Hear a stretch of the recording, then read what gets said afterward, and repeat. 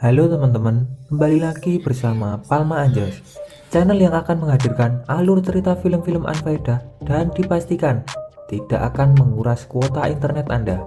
Di kesempatan kali ini saya akan membahas sebuah film yang berjudul Snowpiercer yang dirilis pada tahun 2013.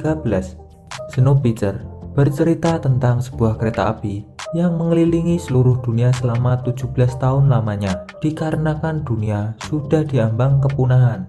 Sebelum masuk ke isi ceritanya, saya tak bosan-bosan mengingatkan kalau ini adalah konten full spoiler. Jadi untuk kalian semua yang belum nonton filmnya, saya sangat menyarankan untuk kalian menonton filmnya terlebih dahulu. Karena bagaimanapun pengalaman menonton film secara utuh akan jauh lebih baik. Penasaran dengan seluruh alur ceritanya? Oke, tanpa berlama-lama langsung saja kita masuk ke isi ceritanya.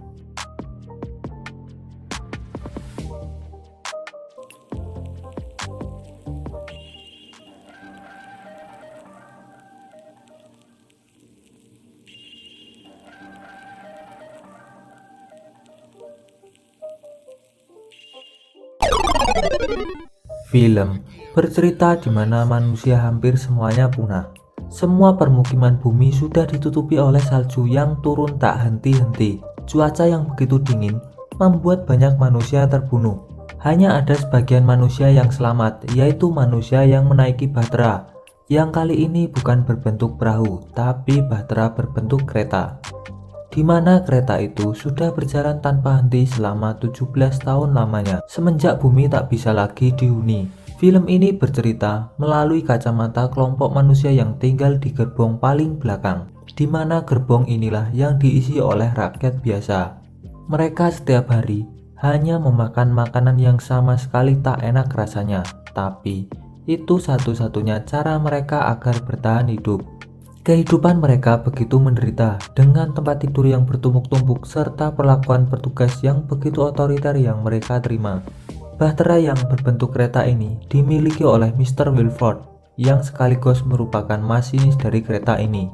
Orang-orang yang ada di gerbong paling belakang ini belum pernah sekalipun bertemu dengan Mr. Wilford karena mereka memang tak diizinkan untuk berpindah ke gerbong depan. Di gerbong paling belakang ini pun ada seorang yang bernama Curtis yang menjadi ketua dari kelompok itu, dan ada juga Gilliam yang merupakan sesepuh yang sudah dianggap sebagai ayah sendiri oleh Curtis. Mereka semua memang sedang merencanakan sebuah revolusi di mana mereka akan memberontak dan berpindah menuju gerbong paling terdepan. Curtis dan Gilliam pun memang sudah mengatur formasi sampai ke hal paling detail untuk nanti melakukan revolusi. Yang pertama, mereka semua harus melewati sekitar 3 gerbong dan di sana mereka harus mencari seorang pria Jepang bernama Namgong yang dipenjara. Namgong adalah seorang yang bisa membuka pintu gerbang selanjutnya. Tanpa Namgong, usaha orang-orang ini akan sia-sia. Suatu ketika, ada seorang wanita suruhan Mr. Wilford datang ke gerbong paling belakang untuk membawa seorang anak kecil dengan tinggi dan besar yang sudah ditentukan oleh Mr. Wilford. Jelas saja hal itu sontak membuat Curtis semakin ingin melakukan revolusi. Bukan hanya Curtis, tapi sebagian besar orang yang ada di gerbong belakang memang menginginkan revolusi karena sudah tak tahan hidup di sana. Revolusi pun terjadi. Mereka semua saling bantu-membantu untuk mengangkat sebuah pipa panjang yang sudah mereka bikin sebelumnya. Hal itu dilakukan untuk menahan agar pintu tak tertutup. Akhirnya mereka pun berhasil menuju gerbong di mana Namgong berada. Di dalam penjara itu, ternyata Namgong tak sendiri.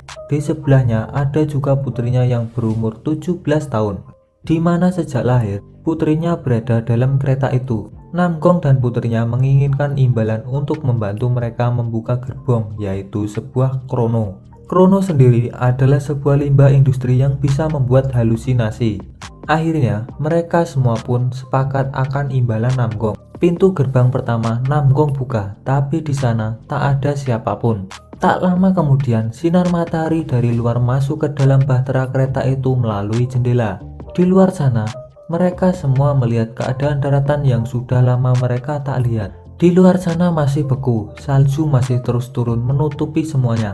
Tak ada yang tersisa di sana, hanya sebuah beberapa tanda di mana manusia pernah hidup. Gerbong selanjutnya akan dibuka. Tak lupa Chrono Curtis berikan kepada Namgong dan anaknya. Di gerbong itu ternyata tempat di mana makanan yang setiap mereka makan diproduksi. Ternyata makanan itu berasal dari sampah dan sebagian ikan busuk yang kembali diolah. Jelas hal itu membuat Curtis makin murka akan apa yang terjadi. Sekarang mari kita lihat gerbong selanjutnya. Cukup lama Namgong mencoba membuka pintunya, tapi tetap saja tak terbuka. Saat sudah terbuka, ternyata di sana sudah banyak orang lengkap dengan senjatanya masing-masing. Di belakangnya ada wanita yang memerintahkan semua itu. Wanita itu bernama Mason. Baku hantam pun dimulai.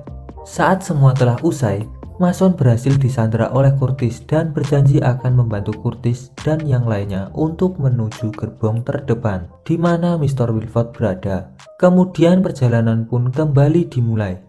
Tak semua orang ikut untuk maju ke gerbong depan, hanya beberapa orang saja. Saat pintu dibuka, sekarang kita akan diperlihatkan bagaimana di gerbong itu penuh dengan tanaman hijau. Keadaan di sana begitu jauh berbeda dengan gerbong tempat Curtis dan kaumnya berada. Mereka semua keheranan, ini adalah pertama kalinya untuk mereka melihat tanaman lagi semenjak bumi dilanda kepunahan.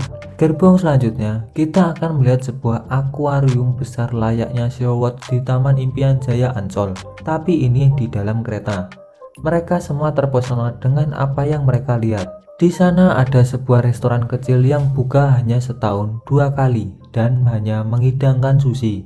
Untuk pertama kalinya, akhirnya mereka memakan makanan yang begitu enak. Di depannya ada jendela. Di sana terlihat jelas bagaimana keadaan daratan yang begitu lumpuh total. Semua ditutupi oleh es membeku. Tak ada satupun manusia yang bisa bertahan hidup di luar sana. Perjalanan kembali dimulai. Di gerbong ini kita akan melihat bagaimana daging-daging diproduksi. Mereka kembali termenung atas apa yang mereka lihat. Sekarang kita beralih ke gerbong selanjutnya. Di sini ada sebuah sekolahan di mana anak-anak dididik. Mereka semua memuja Wilford layaknya Tuhan. Beberapa tahun sebelumnya, ada beberapa orang melarikan diri dari kereta dan akhirnya berakhir membeku. Anak-anak, Curtis, dan lainnya diperlihatkan akan hal itu. Di luar memang begitu berbahaya bagi siapapun manusia yang menginjakkan kakinya. Mari kita melanjutkan perjalanan kita ke gerbong selanjutnya. Di sini ada kamar-kamar enak dan nyaman yang mungkin saja itu adalah pesanan orang-orang kaya.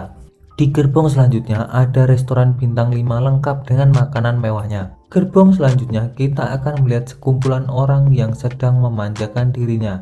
Curtis dan teman-temannya memang harus buru-buru sampai ke depan karena di belakangnya mereka terus diikuti oleh tentara Wilford yang selamat dari serangan revolusi beberapa waktu lalu. Setelah terlibat pertempuran, teman Curtis semua mati dan yang tersisa hanya Curtis, Namgong dan putrinya. Kali ini mereka tak ada lagi yang mengikuti. Mereka berjalan menuju gerbong terdepan dengan penuh rasa amarah. Gerbong selanjutnya kita akan melihat isinya merupakan sebuah klub malam dan penuh dengan orang-orang yang sedang berpesta. Setelah melakukan revolusi yang melelahkan, juga perjalanan dari gerbong satu ke gerbong lainnya, Curtis dan Namgong serta putrinya pun sampai ke gerbong tempat mesin kereta itu berada. Hanya satu pintu lagi yang harus dibuka untuk bertemu dengan pemilik bahtera kereta ini, yaitu Mr. Wilford.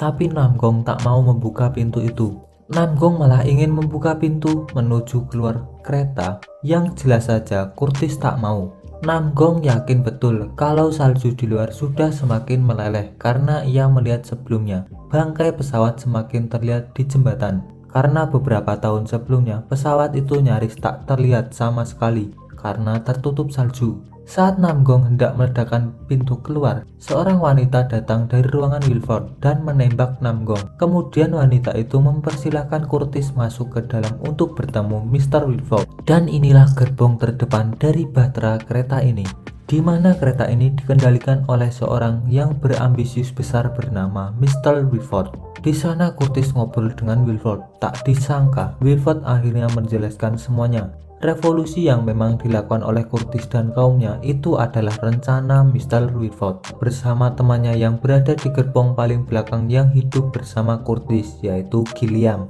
Selama ini, Gilliam dan Wilford saling bekerja sama untuk menjaga kestabilan kereta. Curtis pun memang diharapkan agar bisa menjadi penerus Wilford untuk terus membuat kereta ini berjalan. Tapi sayang, Curtis tak menginginkan hal itu. Di bawah lantai airnya, Curtis menemukan seorang anak temannya yang diambil paksa beberapa waktu lalu itu. Curtis pun menyelamatkan anak itu dan kemudian Nam Gong meledakkan bahtera kereta ini. Tapi sayang, pintu gerbong paling depan ini rusak dan tak bisa ditutup. Akhirnya mereka semua mati dan yang tersisa hanya Putri Namgong dan seorang anak yang diselamatkan oleh Curtis. Untuk pertama kali di hidup mereka, Putri Namgong dan seorang anak kecil laki-laki ini pun menginjakkan kaki di daratan. Di sana ada beruang yang melihat mereka dan film pun selesai. Ending yang sangat-sangat jancuk asu. Yang saya pikirin tentang ending ini, ada dua kemungkinan antara beruang itu menjadi simbol kalau makhluk hidup sudah bisa menjalankan kehidupan lagi di bumi karena cuaca sudah tak begitu dingin, atau mungkin juga beruang ini malah merupakan simbol di mana Putri Namgong dan anak kecil ini bakal dimakan hidup-hidup, lalu kemudian hal itu membuat keseluruhan manusia sudah tak ada yang tersisa satupun di muka bumi ini. Nah itu dia keseluruhan alur cerita dari Snowpiercer. Kira-kira pelajaran apa yang bisa diambil dari cerita film ini? Beritahu saya di kolom komentar dan terima kasih sudah menonton video ini sampai akhir. Bye bye.